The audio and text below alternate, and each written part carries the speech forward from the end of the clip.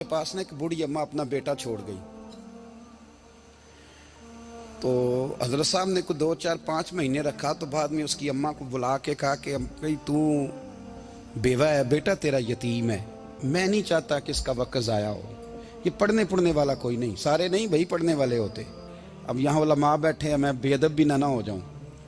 کچھ پورے 8 سال لگا کے بھی آ جاتے ہیں، سند بھی ان کے پاس ہوتی ہے. ناراض نہ ہو جانا، یہ تو سب اچھے لوگ ہیں. سند ہوتی ہے پر پتہ کوئی نہیں ہوتا. یہ اعلیٰ حضرت نے لکھی ہے بات. سند ہوتی ہے، پوری ڈگری ہوتی ہے، اس پہ کئی لوگوں کے سائن بھی ہوتے. تو بہت سارے طالب علم ایسے ہوتے ہیں جو مدارس میں کہتے ہیں میں فاضل فلاں ہوں، لیکن کوئی شے پاس. تو مولانا سردار احمد صاحب محدث اعظم پاکستان رحمۃ اللہ علیہ اس بوڑھی کو کہنے لگے تیرا بیٹا کند دینا ہے، پڑھنا پڑھانا اس نے کچھ بھی نہیں. تو یتیم بچہ ہے، کل کو تو کہے گی کہ میرے بیٹے نے وقت ضائع کیا تو واپس لے جا. بوڑھی اماں رونے لگ گئی، کہنے لگی میں پڑھانے تو نہیں لائی تھی، میں تو آپ کو رب کا ولی سمجھتی ہوں، میں تو نوکری کرانے لائی تھی. نوکری. حضرت انس بن مالک کہتے ہیں میری اماں بھی حضور کی بارگاہ میں دے گئی تھی. حضور کی بارگاہ میں یہ نہیں کہا تھا کہ یا رسول اللہ پڑھا دیں، ہاں میں ذمہ داری سے بات کر رہا ہوں. یہ نہیں کہا تھا حضور مجاہد بنا دیں. یہ تھوڑی کہا تھا کہ یا رسول اللہ صلی اللہ تعالی علیہ وسلم سے مفسر محدث محقق مفتی بنا دیں. حضرت انس کی اماں کہہ گئی تھی سونیا جب تک یہ رہے گا نا آپ کی نوکری کرے گا، یہ گھر کے کام کاج کرے گا، ڈیوٹی کرے گا. حضور یہ آپ کی نوکری کرے گا. تو میرے محبوب نے پھر دعا کر دی اللہ اسے برکت عطا فرما. تم سمجھتا ہے خدمت والا خالی رہ جاتا ہے؟ جتنا ذائقہ خدمت والے کو ملتا ہے جو اس کے نصیب میں آتا ہے وہ کسی کا نصیب کہاں بھائی. حضرت انس کہتے ہیں حضور نے دعا کر دی برکت کی. مجھے تو کھیتی باڑی آتی بھی نہیں تھی، پر لوگوں کے باغ میں سال میں 1 دفعہ پھل لگتا تھا، میرے باغ میں 2 دفعہ لگتا تھا. حضور نے دعا کر دی یا اللہ اسے اولاد دے. فرماتے ہیں میرے بیٹے، میرے پوتے، میرے نواسے، میری بیٹیاں. فرماتے ہیں میں زندہ ہوں اور میری 100 اولادیں موجود ہیں. پریشان ہو گیا 100 سن کے کہ بچے 2 ہی اچھے. 100 اولادیں میری موجود ہیں. حضرت انس بن مولانا سردار احمد صاحب کے پاس نا چھوڑ گئی بچہ. کہنے لگی حضرت جی میں کو پڑھانے کے لیے تھوڑا چھوڑ گئی ہوں، میں تو اس لیے چھوڑ کے گئی ہوں کہ آپ مہربانی کریں خدمت کرائیں. تو حضرت جی کہنے لگے کوئی ایسا کام ہی نہیں، خدمت والا کیا کراؤں. کہنے لگی پٹھے پوا لیا کرو. جی ہن لڑ پیندے نے، کہنے نے بچے کام کر دیں مدرسے دا. حالانکہ اب کہاں بچے کام کرتے ہیں، اب تو گزر گیا دور، اب تو بچے کام کراتے ہیں. اب بچے بھی ناراض ہو رہے ہیں، گھور گھور کے دیکھ رہے ہیں. صحیح پہ رہا ہوں آپ کو، بچے کام کراتے ہیں، بچے کہاں کام کرتے. کہنے لگی یہ چارہ ڈالے کرے گا آپ کی بھینسوں کو.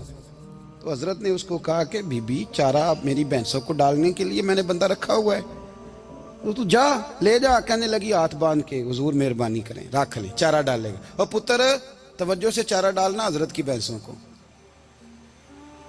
رونے لگی. حضرت نے رکھ لیا، مہینے کا خرچہ بھی دیتے. شام کو نا وہ سارا دن کام کرتا، شام کو آ کے پیروں میں بھی بیٹھ جاتا. حضرت جی لائیں تیل تھوڑا سا، پیر نہ دبا دوں. 8 سال ساتھ والے پڑھتے رہے، یہ بیچارہ نوکری کرتا رہا. میرا روپ بھی نہیں تے میرا رنگ بھی نہیں، اور مینو یار منان دا ٹنگ بھی نہیں.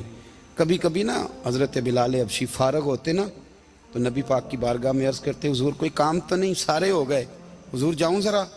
چلے جاتے. ایک دن سلمان فارسی کہنے لگے یا رسول اللہ یہ بلال کہاں جاتا ہے. فرمایا جا دیکھ کے تو آ. حضرت سلمان واپس آئے تو آ کے رونے لگے. کہنے لگے سونیا جب یہاں سے جاتا ہے نا تو جا کے سیدہ فاطمہ کی چکی پیسنی شروع کر دیتا، بی بی صاحبہ کے کام کرنے لگتا ہے. گھر میں جا کے اسنین کی ڈیوٹی کرتا ہے، وہاں بھی کام یہاں بھی کام. وہ چارہ ڈالتا رہا، اس نے چارہ ڈالا. حضرت محدث اعظم کی بھینسوں کو دستار فضیلت کا وقت آ گیا، سارے پگڑیاں سجا کے آ گئے، آج دستار ہوگی. یہ نہ پیچھے ہو کے بیٹھ گیا، چونکہ پڑھا ہی نہیں تھا تو دستار کاہے کی. دستار تو اس کی جو پڑھے گا، ہم نے تو پڑھا ہی نہیں، ہم نے تو یار پڑھا، گھر پڑھا، ڈیوٹی کری. حضرت محدث اعظم رحمۃ اللہ علیہ کے ہاں جب اعلان ہونے لگا نا کہ اب دستار ہوگی تو حضرت نے پہلا اعلان اس کا فرمایا. تو مجھے والا بندہ کپڑے بھی کدی کدی بدل دے نا. وہ کہتا ہے جس حال میں بھی تھا میں پلٹ کے دیکھنے لگا کہ پڑھا پڑھا ہے تو ہے کوئی شے نہیں. تو یہ ماجرا کیا ہے؟ پیچھے سے اٹھ کے آئے تو کہتے ہیں باقیوں کی دستار کسی عالم نے کی، کسی صوفی نے کی، लेकिन ये भैंसों को चारा डालने वाला जब आया तो मुहद्दिस आदम ने फरमाया पगड़ी के बाल को कोई हाथ ना लगाए, ये सारी दस्तार मैंने करनी है। और फरमाते हैं हजरत बाल भी देते जाते थे और आंसू भी बहाते जाते थे, माथा भी चूमते थे और फरमाते थे दस्तार के बाद चला तो नहीं जाएगा यार, मुझे तो इबादत भी नहीं रह गई, मुझे तो चाबियों को भी नहीं पता कौन सी कहाँ रहती है, जाएगा तो नहीं तू? तो रो पड़ा, कहने लगा सोने जाए तो वो जिसके पल्ले कुछ है हो, आता जाता तो है कुछ नहीं, मुझे किसने रखना है, मैंने कहाँ जाना है, इधर कहाँ तो इधर ही रहूंगा। वो उस तालिब इल्म के सारे उस्ताद भाई कहते हैं उसने दस्तार कराई, पढ़ा पढ़ाया कुछ नहीं, पर जो मसला अड़ जाता था ना, वो जो अड़ जाता था ना, वो जाके उससे पूछते थे तो किताबें खोलने की जरूरत नहीं पड़ती थी। हजरत उम्मे सलमा रदी अल्लाह ताला अन्हा कहती है मैंने अर्ज की या रसूल अल्लाह सल्लल्लाहु अलैहि वसल्लम मेरी बच्ची बड़ी बीमार है, तो मुझे किसी ने कहा है ये थोड़ी सी नशे वाली चीज है, ये बना के तैयार करके दो सही हो जाएगी, बीमार है बच्ची तो ये नशे वाली चीज है, इसको तैयार करके दो, थोड़ा नशा है। अगरचे बाज, मैंने शुरू में कहा, बाज लोग मरीज को, सख्त मरीज को ऐसी अद्वियात जो मजबूरी बन जाए उसकी गुंजाइश और इजाजत देते हैं। मोहतात उलमा तो उसमें भी बहुत सारी चीजें पहले बयान करते हैं, लेकिन उसने कहा जी निरा नशा देना है शिफा के लिए। तो हज़रत उम्मे सलमा कहती है मेरे नबी पाक ने मेरी तरफ देखा, मेरी तरफ, तो मैंने कहा या रसूलल्लाह आप क्या फरमाना चाह रहे हैं? तो नबी पाक ने फरमाया उम्मे सलमा कभी नापाक चीज में भी शिफा हुई है, कभी नापाक चीज में भी, कभी शराब और खमर में भी शिफा हो सकती है। शिफा रब करीम ने रखी है पर शहद के अंदर रखी हुई है, शिफा अल्लाह ने रखी है कुरान मजीद में रखी हुई है, तो इसमें भी कभी ये हुजूर ने बयान किया है कि इसके अंदर शिफा हो सकती, तो उम्मत कितनी दलेरी करती है जो ये मशवरे देती है कि उसके अंदर नशा है, शराब है, तो खांसी चली जाएगी तो फलानी बीमारी चली जाएगी। ना आओ इन चीजों पे, ना अपने ईमान को खराबी दो और ना ऐसी बातें करो जिससे कि डायरेक्ट रसूलुल्लाह सल्लल्लाहु अलैहि वसल्लम के वाज़ेह इरशादात की मुखालफत हो। मेरे नबी पाक सल्लल्लाहु अलैहि वसल्लम ने फरमाया, और फिर कुछ लोग कहते हैं थोड़ी पी है जी। अब तो मैं तज्जिये में पढ़ रहा था कि ऐसी शराब इजाद हो गई है, लोग शराब पीते हैं और वो मस्त भी रहते हैं, कार भी चलाते रहते हैं, कहते हैं जी नहीं हमारा ज़हन माऊफ नहीं हुआ तो ये वाली सही है, नशा नहीं लाती। मेरे नबी पाक सल्लल्लाहु अलैहि वसल्लम ने फरमाया जिस चीज की थोड़ी मिकदार, ज्यादा मिकदार हराम है उस चीज की थोड़ी मिकदार भी हराम है, जिसकी ज्यादा मिकदार हराम है उसकी थोड़ी भी।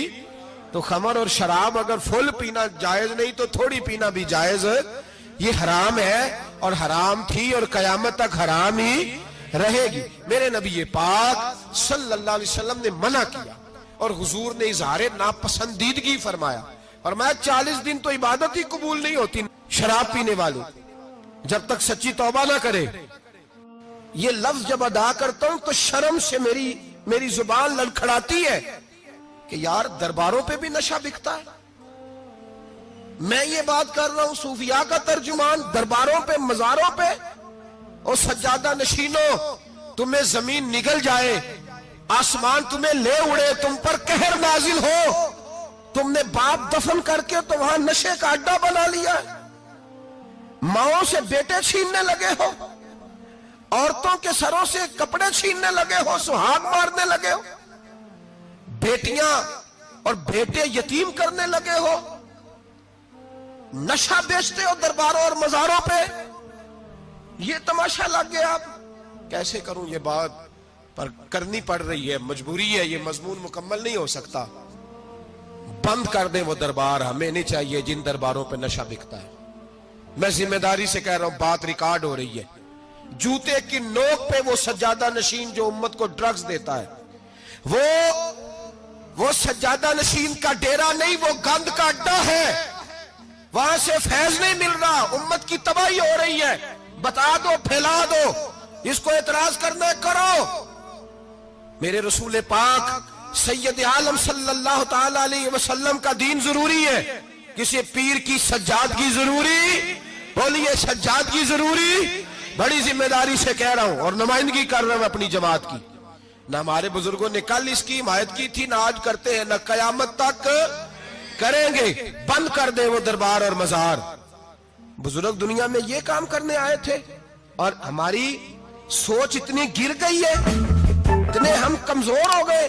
कहते हैं जब उसको चढ़ जाती है तो फिर बड़ी मार्फत की बातें सुनाता है। तुझे शर्म नहीं आई है लफ्ज कहते हुए? अब नशई तुझे मार्फत सिखाएगा? अब तू शराबी से, भंगी चरसी से दीन सीखेगा? कहते हैं उसने पी हुई थी, चढ़ी हुई थी, वो बात कर दी तो मेरा काम बन गया। इतनी गंदी और मैली सोच साहिब ईमान की होती है। तो अब नशइयों से जाकर दुआएं कराएगा? सुन, मेरे नबी पाक सल्लल्लाहु अलैहि वसल्लम ने फरमाया जो शराब पी ले, नशा कर ले, उसकी तो 40 दिन तक इबादत रब कबूल नहीं फरमाता। तू कहता चढ़ी हुई थी तो उसने दुआ कर दी, तुझे शर्म ही नहीं आई बात करते? हया ही नहीं किया तूने जुमला बोलते? ये कोई तसव्वुफ और तरीकत है? जाओ उठा के ले जाओ। ऐसी कोई तसव्वुफ और तरीकत हमें नहीं चाहिए। हमें वो वाली तरीकत चाहिए जिसमें खुदा के कुरान की बात होती है और मोहम्मद मुस्तफा के फरमान की बात होती है सल्लल्लाहु अलैहि वसल्लम। तो भाई याद रखो, ये कोई तरीका नहीं। एक मजार है, मुझे एक साहब कहने लगे आ जाए यहाँ भी फातिहा पढ़े। मैंने कहा यहाँ क्या है? कहने लगे थे तो बाबा जी नशा वशा करते, पर अब सुना है लोगों की मन्नतें बड़ी पूरी होती हैं। मुझे जज्बात बड़े कम आते हैं। मैंने उस आदमी को गिरेबान से पकड़ लिया, मैं इधर हट, वो तो नशा करता था और तू जाता था, तेरी ये कैसे ताकत हुई? तूने मुझे मशवरा दे दिया? तू हमें कमजोर समझता है? हम कमजोर ईमान के लोग हैं और मैं यहां तुझे कहूंगा नहीं नहीं मैं यहां नहीं जाता, मैं वहां जाता हूं। बिल्कुल कोई लगी लिपटी बात नहीं, खरी बात। तसव्वुफ वो, दरबार वो जहां कुरान पढ़ा जाए और रसूलुल्लाह की हदीस सिखाई जाए, बाकी कोई मतलब नहीं किसी किस्म का। मैं दाता साहब कभी जाऊं ना जलसा करने किसी काम से, किसी तकरीब में, तो मैं दाता साहब के मजार पे नहीं जाता। मैं कहता हूं यार ये जराना नहीं कि बंदा किसी काम आया था तो फातिहा पढ़ ली, वापस चलो। गखड़ से स्पेशल आएंगे दाता साहब के मजार पे हाजिरी देने, और मेरे संगी गवाह हैं कि मैं स्पेशल टाइम निकाल के बहुत सारे काम छोड़ के स्पेशल जाता हूं। और मैं मुराद मानने नहीं जाता, मैं दाता साहब का शुक्रिया अदा कर दे जाता हूं। मैं उनसे कहता हूं हुजूर आपकी मेहरबानी, आप यहां आए तो हमारे बड़े भी रसूलुल्लाह के गुलाम बन गए। मैं तो सलाम अकीदत पेश करने जाता हूं। हम मज़ारात पर जाने के कायल नहीं, बल्कि हमारी तो अकीदत का दर्जा ही मुकम्मल नहीं होता जब तक हम मजार पे सलाम ना करें। पर मजार दाता साहब का, मजार ख्वाजा मोइनुद्दीन अजमेरी का, मजार गौसे आजम जेलानी का, मजार मुहद्दिस आजम मौलाना सरदार अहमद का, मजार औलिया का, मजार मियां शेर मोहम्मद शरफपुरी का, मजार रब करीम के बंदों का। भंगियों चरसियों के मजार नहीं होते और नाम इन मजारात के कायल है, बिल्कुल कायल नहीं हम। मैं थोड़े दिन पहले लाहौर गया था तो मैं कार में मियां साहब मियां शेर मोहम्मद शरफपुरी का जिक्र कर रहा था। मैं अपने दोस्तों से कह रहा था यार बहुत बड़ा बाबा हुआ है। तो मुझे कहने लगी करामत क्या है? मैंने करामत यह है कि सारी जिंदगी सुन्नत का दर्स दिया है। तो मुझे कहने लगे आप कभी गए नहीं? मैंने कहा मैं स्पेशल गया था और थोड़े दिनों के बाद प्रोग्राम बनाऊंगा तो मैं साथ लेके जाऊंगा। हम मजारात के कायल हैं, हाजिरियां देंगे मजारों पे, लेकिन भंगियों चरसियों के मजारों पर जाने के कायल है। जोर से बोले, यहां जाने के कायल है, कोई अकीदा नहीं है हमारा। नशा बिकेगा अब मजारों पे, अब ये तसव्वुफ होगा, वहां ये तरीकत होगी। और मिल्लत पर रहम खाओ खुदारा। अगर तुम्हारे कौमी इदारे कहते हैं रिपोर्ट करने वाले कि 70 लाख पाकिस्तानी नशा करता है, तो क्या तुम्हें यह नहीं पता कि नशा बेचता कौन है? क्या तुम्हें यह नहीं पता कि ड्रग्स का कारोबार कौन करता है? अगर तुम्हें यह पता है तो क्या यह खबर नहीं तुम्हें कि इन रगों पर यह खून उतारता कौन है? मैं अपने बुजुर्गों से माजरत के साथ, नशे का आगाज, नाराज तो नहीं हो जाएंगे बुजुर्ग? नौजवानों को मैं लताड़ लेता हूं, लेकिन बुजुर्गों की इज्जत करना सुन्नत है। तो मैं बुजुर्गों से माजरत के साथ, ये यूं समझ लिए खूगरे हमद से थोड़ा सा गिला भी सुन ले। नशा सिगरेट से शुरू होता है, सिगरेट से। मैं तंबाकू को हराम नहीं कहता, ये फतवा नहीं दे रहा। तंबाकू का हुक्म वही है जो मूली का है, जो कच्चे प्याज और लहसुन का है, कि आप जब खा लेते हैं तो मुंह से बदबू आती है, तो आप मस्जिद में आए तो आने से पहले मिसवाक करें, मुंह साफ करें, फिर आप आ जाएं, तो जायज है। मकरूह है लेकिन हराम। लेकिन तंबाकू से आगे जब हालात बढ़ते हैं تجزیہ نگاروں نے لکھا ہے کہ ہمارے پنجاب کے کچھ علاقوں میں اب سگریٹ سے نکال کے نا، پہلے بھی بھرتے تھے لوگ اس میں بڑا کچھ، اب پتہ ہے کہ نیا نشہ ایجاد کیا ہے، اب اس کے اندر چربی بھرتے ہیں اور چھپکلی کو مار کے سکھا کے خشک کر کے اس کو پیس کے وہ ساتھ نشے کے ملاتے ہیں، اور اس کا حال یہ ہوتا ہے کہ آدمی کو زیادہ نشہ ہوتا ہے، اور کہتے ہیں وہ اتنا گند ہے کہ وہ آدمی کسی کو دانت بھی لگائے گا تو وہ بندہ بھی بیمار ہو جائے گا۔ کیا یہاں لوگ اسپرٹ نہیں پیتے ہیں آپ کے ملک میں؟ اور ہم کبھی سڑک پہ جاتے ہیں تو نشئی کو دیکھ کے مذاق کرتے ہیں، دیکھنا میں ہارن لگاؤں گا تو گاڑی کے ہارن سے گر جائے گا، لیکن تجھے پتا نہیں کہ یہ کسی ماں کا بیٹا ہے، پتا نہیں کسی بیوی کا شوہر ہے۔ ایک ہمارے دوست ہیں، بزرگ ہیں، ان کا داماد فوت ہو گیا، نشہ کرتا تھا، تو میں تعزیت کرنے ان کے گھر پہنچا تو کھڑے ہو گئے ہاتھ باندھ کے، کہنے لگے حضرت صاحب باقی ساریاں گلاں چھڑ دیو، صرف نشے تے تقریر کریا کرو۔